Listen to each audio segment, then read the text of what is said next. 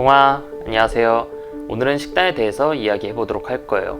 우리가 식단의 종류라든지 어떤 식단을 구성을 해야 되는지에 대해서 굉장히 중요한데, 내가 가지고 있는 목표, 예를 들면 근육량을 증가시킬 것인지 혹은 체지방을 뺄 것인지, 아니면 운동선수라면 경기라든지 대회라든지 나의 운동 수행 능력이라든지 어떤 특정한 목표에 따라서 내가 어떠한 식단을 가져야 되는지, 그게 굉장히 중요합니다. 그래서 식단마다 가지고 있는 장점과 단점이 있어요. 간단하게 예를 들어서 설명을 하면, 탄수화물이 높은 식사 같은 경우에는 운동 수행 능력을 유지하는 데 좋아요. 그래서 간단하게 식사에 대해서 설명을 해볼 거예요. 첫 번째로 탄수화물에 관련된 식사, 고탄수화물, 로우 GI, 보디빌딩 식사, 그 다음에 탄수화물 사이클링, 이렇게 탄수화물과 관련된 식단이 있는데, 제가 하나씩 간단하게 설명을 해드릴 거예요. 첫 번째로 고탄수화물 식단은 탄수화물 비율이 높은 식단을 이야기를 해요. 탄수화물 비율이 60% 이상이 되는 식단을 이야기하고요. 탄수화물 섭취량이 많기 때문에 글리코겐 회복에 좋습니다. 그래서 하루에 운동을 2번 하시는 분들, 운동선수라든지 아니면 운동을 단기간에 조금 강도 높게 하시는 분들, 그런 분들한테 추천을 해드리는 식단이에요. 그 다음으로는 로우 GI 식단이 있는데, 로우 GI 같은 경우에는 혈당 부하가 적은 식단이라고 보시면 돼요. 그래서 혈당 상승폭이 적기 때문에 이 식단 같은 경우에는 당뇨병 환자들한테 좋은 식단이죠. 그리고 로우 GI 식품 자체가 포만감이 좋고 건강에 좋은 식품들로 구성이 되어 있어서 로우 GI로 식단을 구성을 하면 웬만해서는 건강식이 나옵니다. 단 과량의 과당 같은 경우에는 글리세믹 인덱스를 증가시키지는 않지만 많이 섭취할 경우에는 지방 합성이 잘 될 수가 있으니까 주의해 주시기 바랍니다. 그 다음으로는 보디빌딩 식단이 있는데요. 보디빌딩 식단 같은 경우에는 통제되고 되게 제한적인 그런 식단이에요. 그렇기 때문에 고구마라든지 닭가슴살이라든지 브로콜리라든지 식단이 굉장히 통제되고 제한된 식단이에요. 그래서 보디빌딩 식단 같은 경우에는 어떻게 보면 어렵지가 않을 수가 있어요. 식사가 통제되어 있기 때문에 생각보다 되게 단조로워요. 처음 접하는 일반인 같은 경우에는 내가 할만한데? 라고 생각을 할 수 있는데, 이게 근육량을 증가시킨다거나 아니면 내가 체격이 커진 상태에서 진행을 할 경우에는 섭취량이 굉장히 많아져서 식사에 대한 난이도가 기하급수적으로 올라가요. 그래서 보디빌딩 식단 같은 경우에는 닭가슴살, 고구마 이렇게 먹는데, 이 식단으로 근육을 증가시키기 위해서는 생각보다 어마어마한 양을 먹어야 돼요. 그래서 많은 분들이 실수를 하는 게, 보디빌딩 식단을 하면서 근육량을 증가시키고 싶은데 식사량을 다 채우지 못하시는 분들이 되게 많아요. 닭가슴살이나 고구마로 이루어진 식단 같은 경우에는 근육량을 증가시키기 힘들다라고 해요. 왜냐면 일반인들 같은 경우에는 먹어야 되는 양 자체가 굉장히 많아지거든요.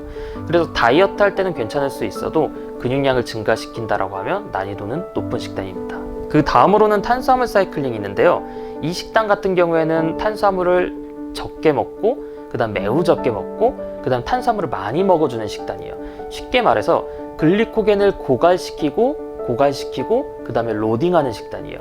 그렇기 때문에 글리코겐을 로딩을 할 때 탄수화물 섭취량을 굉장히 많이 먹어요. 그래서 이 식단 같은 경우에는 고탄수화물 식사를 할 때 식사량이 굉장히 많아져요. 근데 이때 먹는 탄수화물 섭취가 일반적인 경우에는 우리가 지방으로 저장이 돼요. 그래서 탄수화물 사이클링 식단 같은 경우에는 탄수화물을 많이 먹었을 때 지방으로 저장이 되지가 않고 글리코겐으로 저장이 된다는 그 특이점을 사용을 하는 식단이에요. 그리고 난이도 같은 경우는 굉장히 높은 식단이고, 글리코겐을 고갈시켜야 되기 때문에 식단과 탄수화물 사이클링이 맞는 운동 방법이 또 따로가 있어요.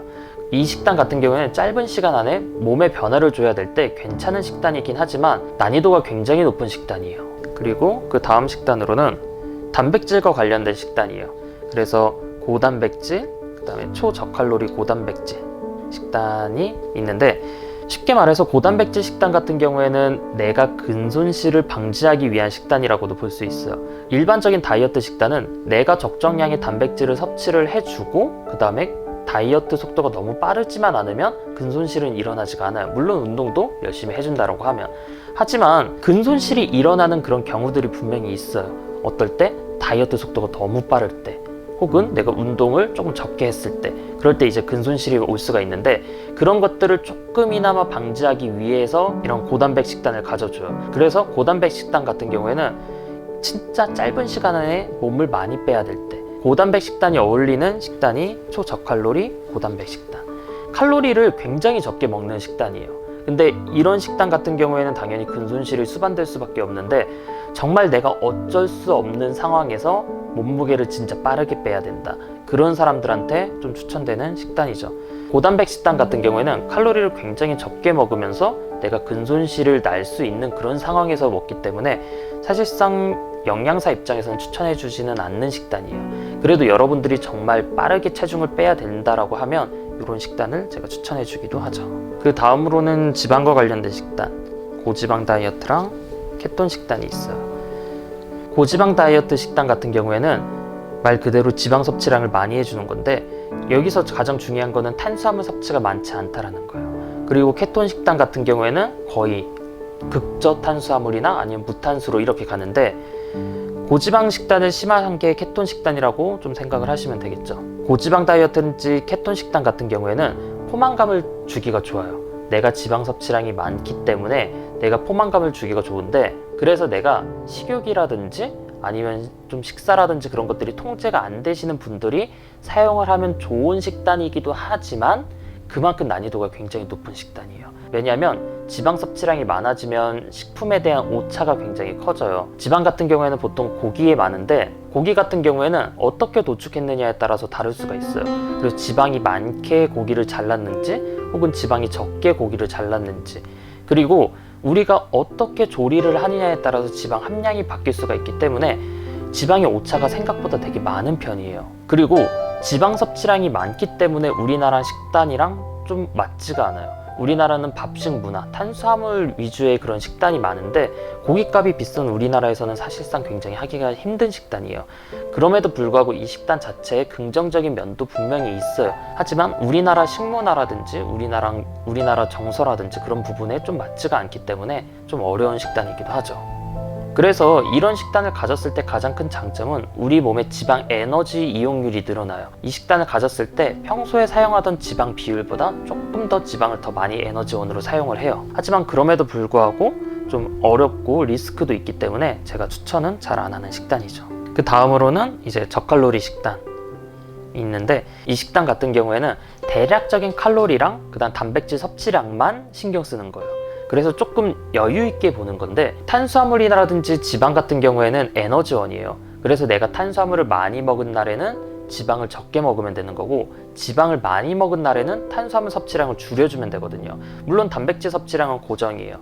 그래서 이런 식단 같은 경우에는 내가 식단을 좀 컨트롤하기 힘든 식단, 예를 들어 내가 급식을 먹는다든지 아니면 하루 한 끼 정도는 외식을 한다든지 그런 분들한테 좋은 식단입니다. 이 식단 같은 경우에는 입문자들 내가 식단을 막 어떻게 꾸려야 될지 모를 때 그래서 대략적으로 식단을 이 정도 먹으면 되겠다. 그리고 좀 부족한 것 같은 경우에는 뭐 아몬드라든지 호두라든지 단백질 보충제라든지 아니면 고구마라든지 이런 식으로 간단한 식품들로 조금씩 채워 넣어주는 그런 식단을 이야기를 해요. 그 다음으로는 조금 특별한 식단들이에요.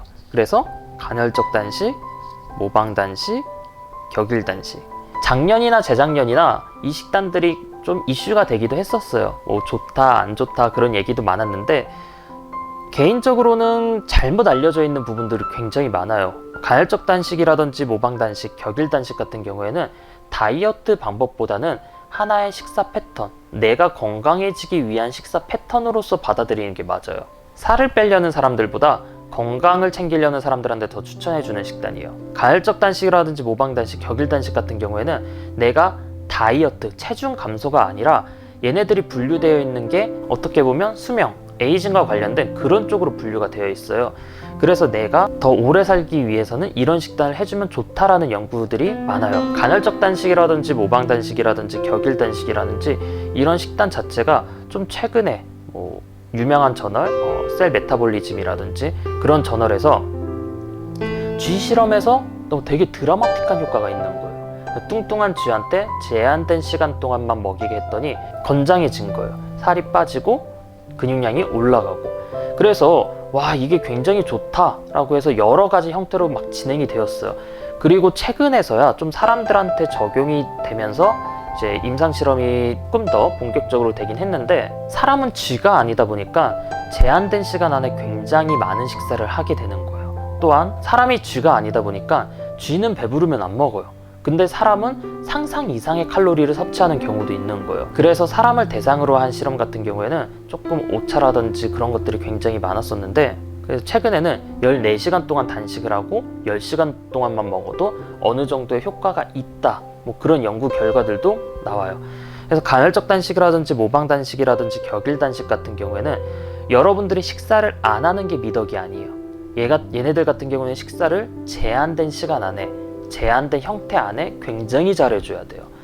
그래서 뭐 23대 1이라든지 아니면 식사를 굉장히 편협하게 하는 그런 식단 같은 경우에는 저는 하지 말라고 해요, 간헐적 단식을. 그래서 간헐적 단식이라든지 모방 단식, 격일 단식 같은 경우에는 우리가 사회생활을 하면서 하기 굉장히 힘든 식단이라고 해요.